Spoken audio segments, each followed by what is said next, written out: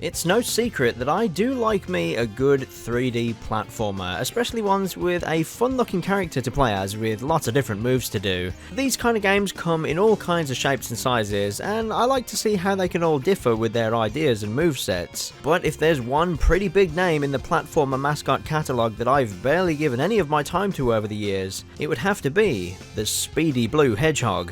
What can I say? Back when I was younger, we had a Super Nintendo that played Donkey Kong Country and Super Mario World. Then we got a PS1 and I was too busy playing Crash, Spyro and Rayman to look in the direction of Sega and whatever they were doing with Sonic the Hedgehog at the time. Over the years, I have tried a few of his games here and there thanks to things like this, but as for actually finishing any of the games, not so much here, but the only 3D game in the entire franchise I've ever finished is this one. So, what do I know?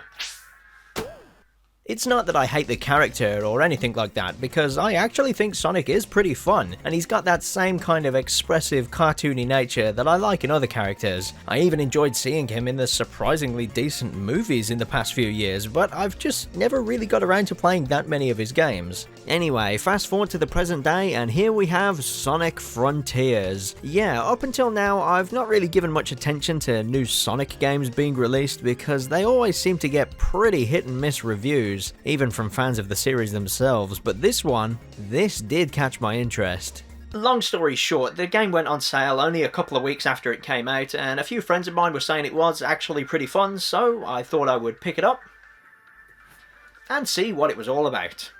I'll be playing it on PS5 simply because this version was £2 cheaper than any of the other ones for some reason. Yeah, so, if you keep in mind this is like the third Sonic game I've ever actually sat down and played all the way through, I thought I would do this video because, I don't know, it might be fun to hear a newcomer's take on 3D Sonic gameplay. I know I'm like 20 years late to the discussion there, but hey, you know, it's better late than never, right?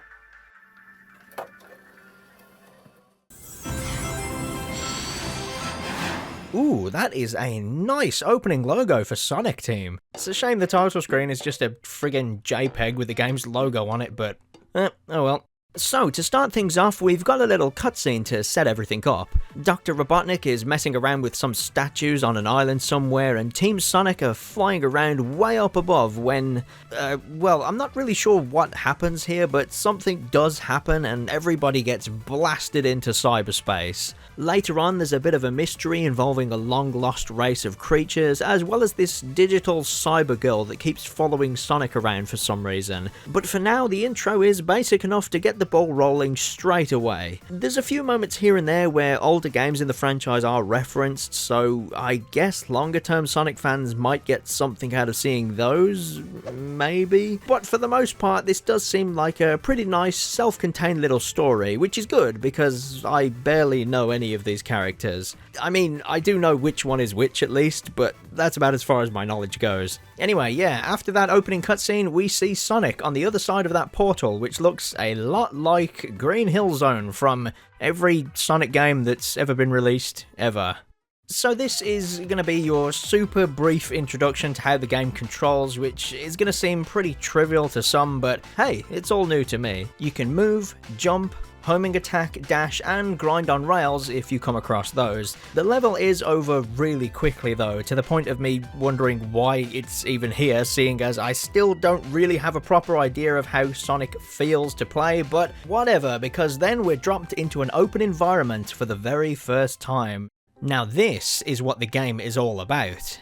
The open zone, and this is where we're gradually shown how the game works and how these zones are structured. I've seen these frequently compared to Zelda Breath of the Wild, and I'd honestly have to disagree. I guess it's because this first map has the grassy hills, which maybe make it look a little similar to Hyrule at a glance, but if anything, I would say this is a lot more similar to Bowser's Fury from that Switch port of Super Mario 3D World if you played that. You know, you've got your 3D platforming action, which was previously previously relegated to linear corridor levels, but now it's in a much more open environment, feeling like a bunch of smaller levels all connected together. The maps for these areas are littered with little things to do, as well as characters to speak to, enemies to fight, entrances to the more traditional levels, and Chaos Emeralds locked behind these spiky mechanism things. All of this can sound a bit much when I say it out loud like that, but it's all rolled out gradually over the first hour or two of gameplay, so when you do start playing around in this open zone for the very first time, it does seem kind of,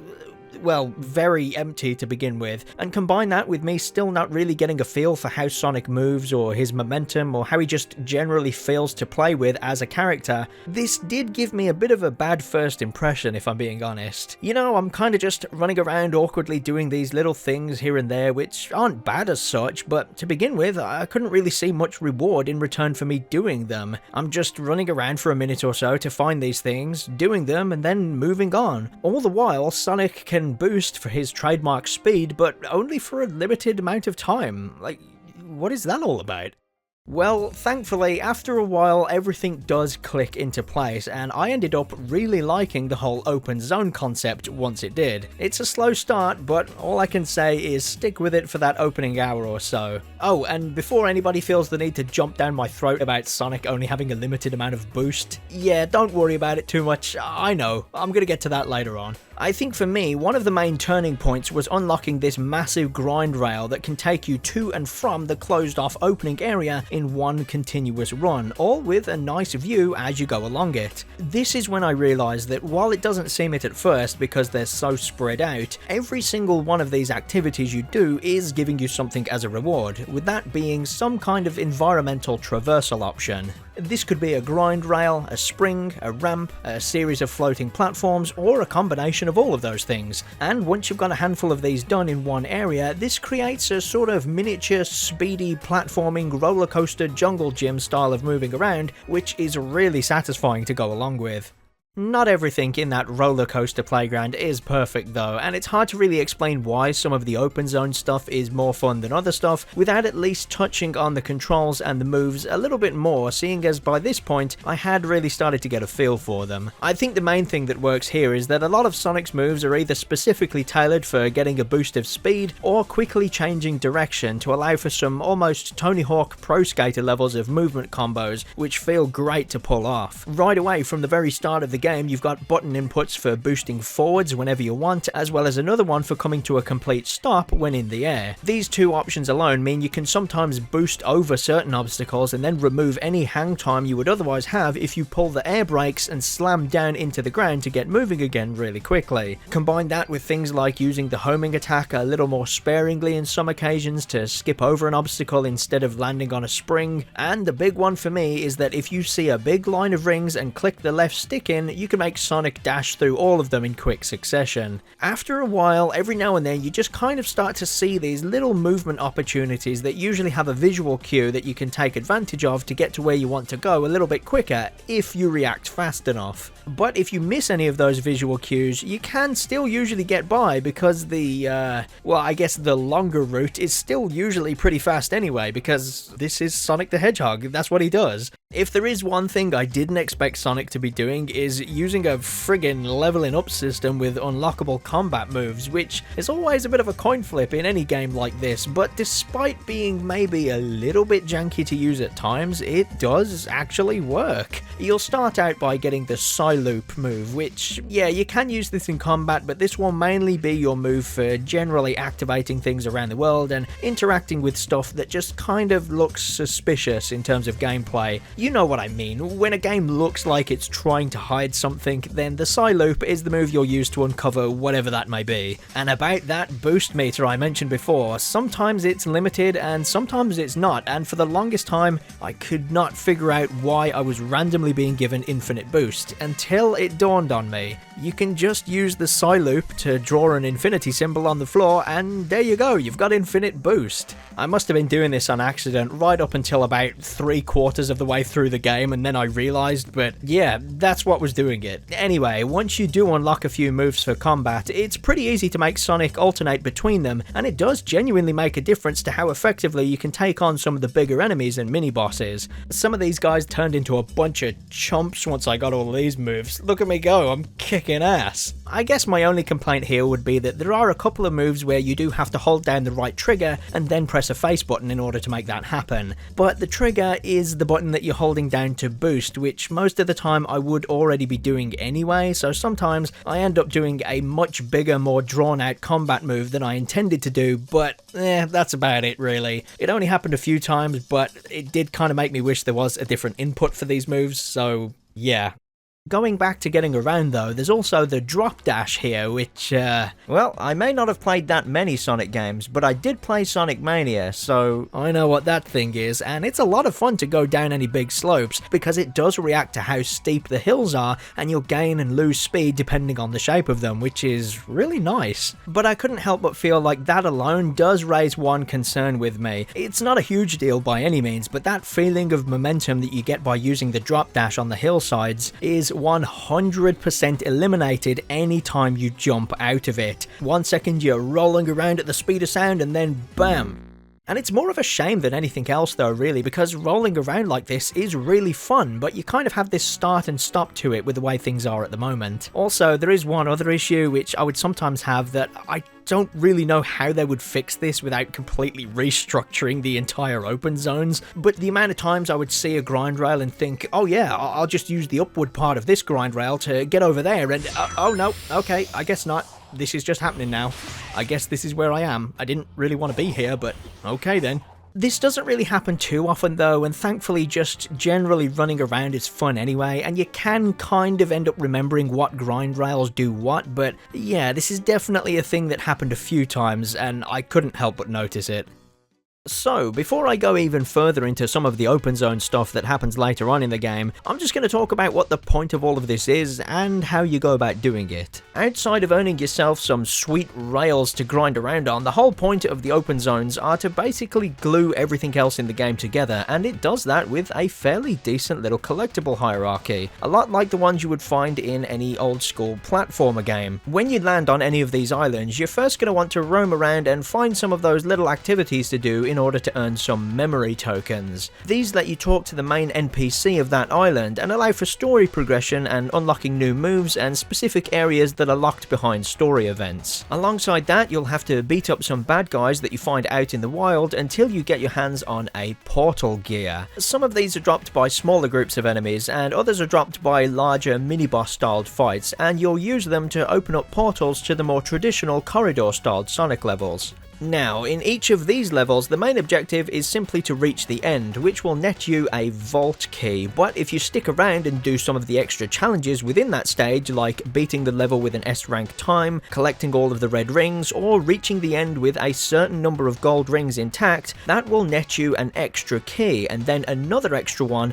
if you manage to do all of those goals for that specific stage. Getting your hands on those keys is what lets you unlock the vaults for each Chaos Emerald on the island, but you'll also get these by doing certain specific tasks that your buddy NPC gives you as you go along through the story. And finally, you'll use the Chaos Emeralds to take on that island's boss before moving on to the next one. So structurally, well, at least in terms of collecting the things in order to get the other things, it's actually all laid out fairly well. Each item you need to grab has a specific need, and the two main ones, being the portal gears and the vault keys, each have a good amount of wiggle room, allowing you to skip certain level goals or entire levels if you feel the need to every now and then. Not even once was I ever completely roadblocked thanks to a lack of these collectibles, because the way you can go about getting your hands on them pop up a lot both in the open zones and the linear stages themselves. Sometimes I would only be 1 or 2 vault keys away from being able to get the next Chaos Emerald, and I'd occasionally just find them in some area of the open zone I'd not been to yet, but if that wasn't the case, then the extra objectives most of these levels have were pretty fun to clear anyway. One thing I I'm super grateful for is that you don't need to do all of these goals in a single run in order to get the bonus vault key.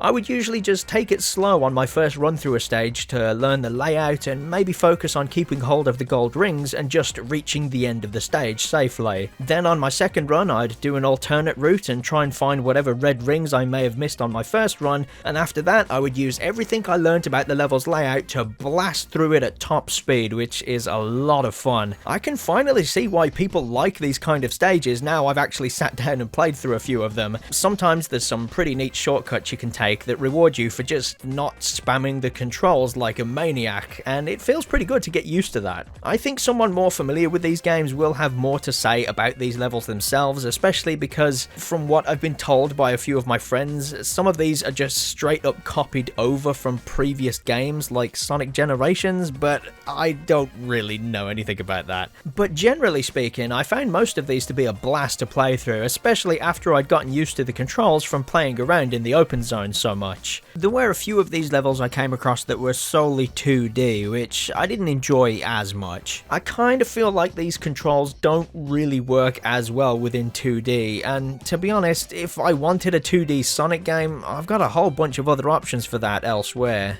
I think the problem I have with 2D gameplay in most Sonic games is that if I'm travelling at that speed, I want to be able to see what's going on in front of me, you know? I want to use the view of the distance to help me gauge what I'm supposed to do when it reaches me, but in 2D, you don't have any of that. You're completely relying on the game showing you everything that you need to know within that rectangular area that is the screen you're staring at, and sometimes I don't feel like it gives you enough to work with.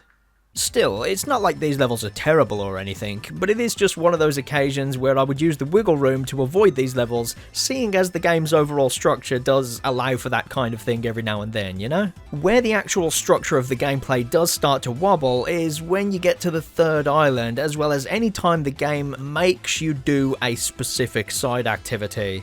So, the first two open zones. Honestly, I had a lot of fun here. I think the second rocky canyon looking one might be my favourite one in the entire game because I just found that map had a lot of things going for it. Wide open spaces that would get filled with rails and all of that kind of stuff, as well as some of those launching up into the higher levels of the canyons or even through the canyons themselves. You've also got a few underground routes and a big floating platform challenge, which was almost like one of the 3D linear stages being placed into the open zone itself, which was a lot of fun. But then you get to the third open zoned island, and I just feel like this does a lot of things wrong for me personally, mainly because every single little bit of platforming that you do on this island is a 2D section within the open 3D world, and it feels so awkwardly done at times. And this is also the island that had that one-way street problem I mentioned earlier on happen the most, because here, if a friggin' turbo grind rail blasts you off in another direction,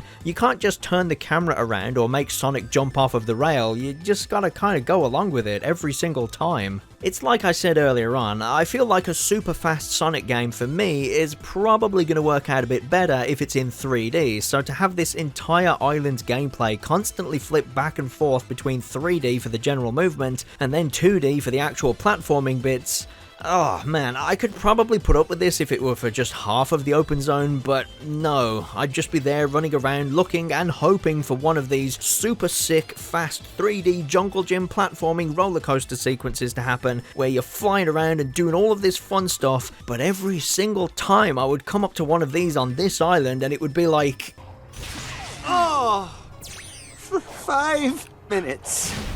Could you not be yourself?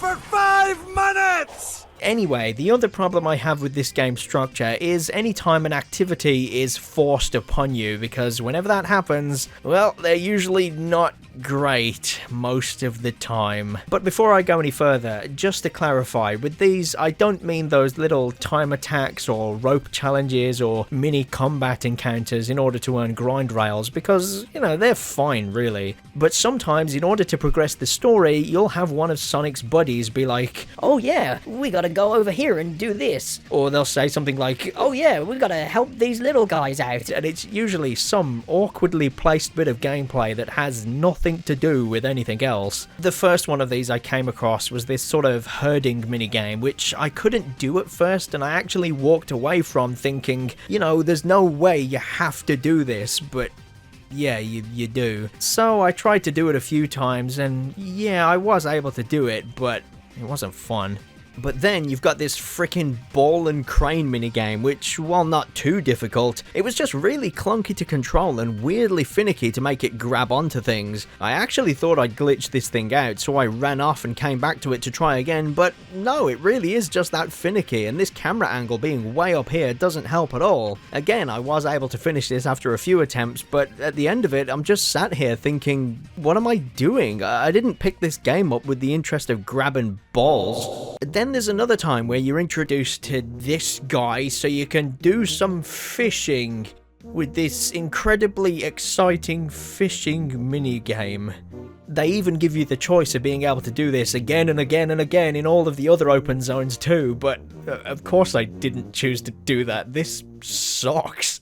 And then, sometimes at night, the game will just decide that you obviously want to play a slot machine minigame laid on top of the main gameplay screen, right? So there'll be a bunch of stars on the ground that you can grab to make the slot machine stop, and if you get 3 in a row, you'll get some purple coins. Oh yeah, that's great, except I didn't actually choose to do any of this. And it's kind of getting in the way of the things I was trying to do at the time, and the purple coins are just here for the friggin' fishing minigame, which I already decided I never want to do ever again, so... The worst one has to be this stupid door. So at this point, the story is about some ancient lost civilization, and you have to go around and explore their ruins. So in order to do that, you basically do what you've been doing up until now, until eventually this massive door opens and Sonic heads inside, being the first living soul to do so in however long it's been. And then he approaches this podium and he presses the button, and then...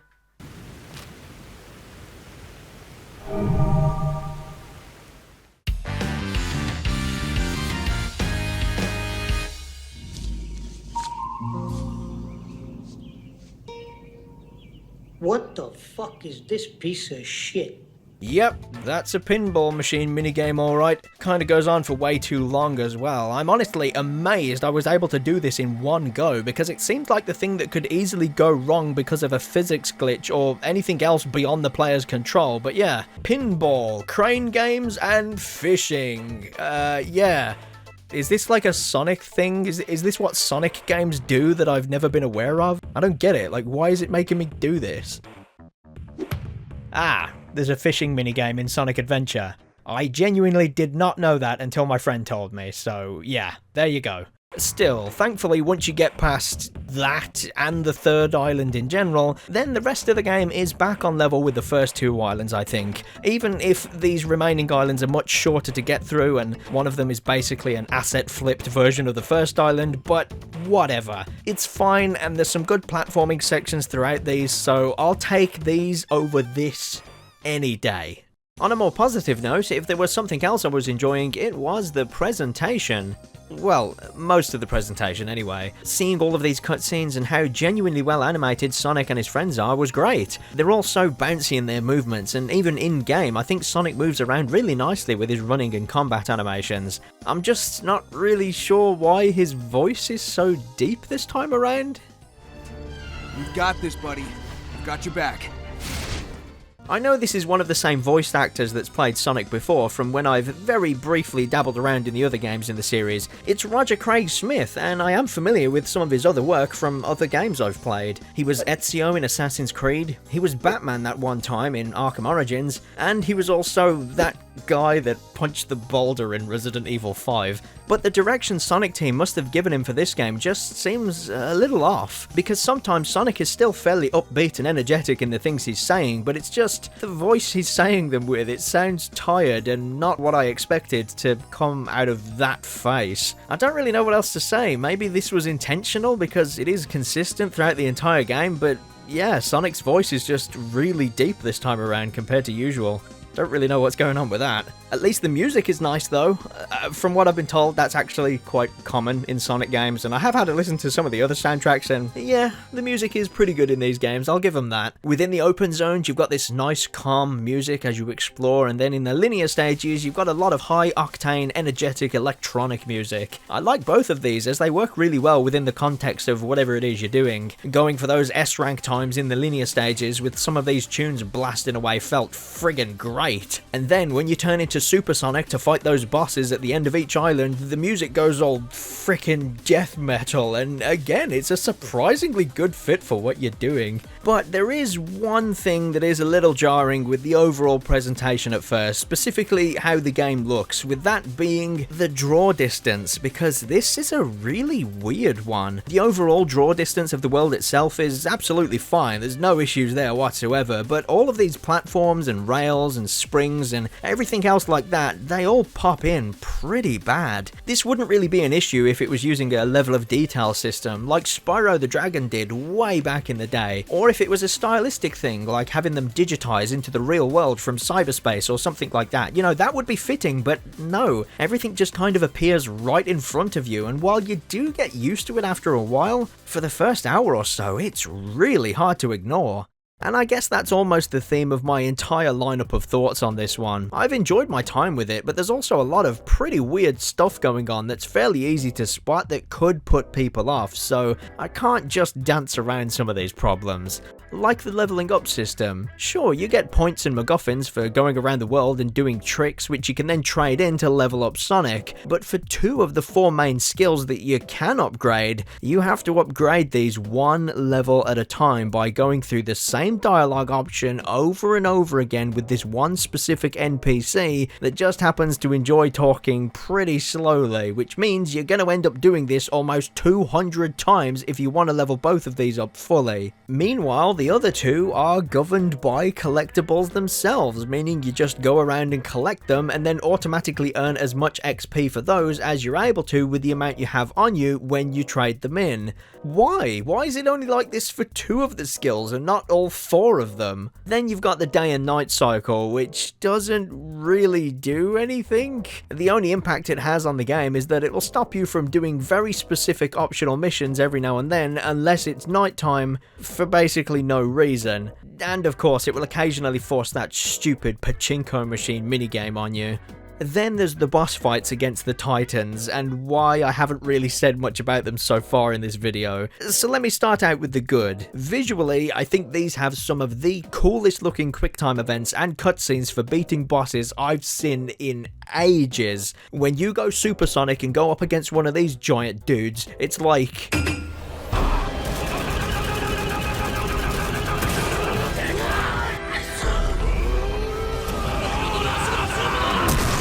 But it's all kind of style over substance, really. I mean, the most memorable parts of these fights are the bits where the gameplay is just press this button to not die, or mash this button to not die. Outside of that, you're just using your normal attacks on the Titans as if they were regular sized enemies, except they've got really big health bars. And you also have to do it on a time limit, and you also have to do this awkward climbing sequence before any of the boss fight even starts. I might not feel this way if there was something else to lead into this boss that wasn't just this. Maybe some sort of proper level digitized into the open world, created from parts of the levels you visited on that island. But no, it's just this, and then a lot of this. But despite that issue with the boss fights, despite the slow start when it comes to the open zones and some of the weird issues it has with draw distance, despite the third island being one massive 2D section and how by that point the mini-bosses have really started to outstay their welcome, despite the combat being a little janky at times and the XP system being way too cumbersome for its own good, and despite the sheer amount of other stupid bullshit gameplay styles popping up left, right and centre, there's actually a pretty good game here. Yeah, all of those things may be there, but not to the point where I want to turn around and say this game is bad by any means. There's a lot to like here. I think the open zone has been a great idea, and I feel it works well because there's usually always something for you to do fairly nearby, wherever you are on any of these maps. And doing them grants you extra things to jump around and go fast on, which then come in handy as practice for mastering those linear stages too. It all kind of feeds into itself, especially with that collectible hierarchy based on some old school platformer games to back it all up. And while it wasn't a major priority of mine going in, and not something I'm going to spoil for you, I'll just say that the story did have a nice little ending to it as well. So, despite some small issues here and there, I've got to say, I think this is a pretty fun game. Yeah, it's rough around the edges, and yeah, it does do some pretty stupid things at times, but for the most part, I like what they did here. I admire that this is something brand new for the franchise that's not really been done before, so I hope Sonic Team can come back to it to improve upon it, but for now, yeah, I like this. I think it's good. I know this isn't supposed to be a reboot for the Sonic franchise or anything like that, because this does reference a whole bunch of older games, but for somebody like me, it may as well be one. In the meantime, there's a whole bunch of other things I can do in these open zones, and I am curious about some of the linear levels which I may have missed, which, again, as I'm not super familiar with the games they copy and pasted those from anyway, I guess that's a bonus for me specifically, but maybe next time, now that it's been proven that the open and linear zone idea does actually work, maybe we'll get some brand new levels. I actually think some of those classic Sonic levels themselves would be pretty fun to see return as open zones as well. Maybe you could have multiple themed islands dotted around one massive map, and each map is themed after a certain Sonic game. Oh man, that would be pretty cool. And from the look of things, Frontiers seems to have done pretty well too, better than perhaps even Sega were expecting. So since it launched, it's been announced that there's a bunch of new updates heading its way, including some extra levels and characters to play as, and a photo mode, which, if anything, that will probably be one of the bigger reasons I boot this game up again, because I do like a good photo mode. And so, that is Sonic Frontiers. Yeah, considering I've not really bothered with Sonic games all that much before now, I'm glad I picked this one up because it is pretty good at what it does, and I'm pretty keen to see what comes next so that Sonic Team can maybe come back and improve upon it now that we've got this first open zone game out there. Also, if anybody's curious, I definitely think this is better than Shadow the Hedgehog, so yeah, it's got that going for it too.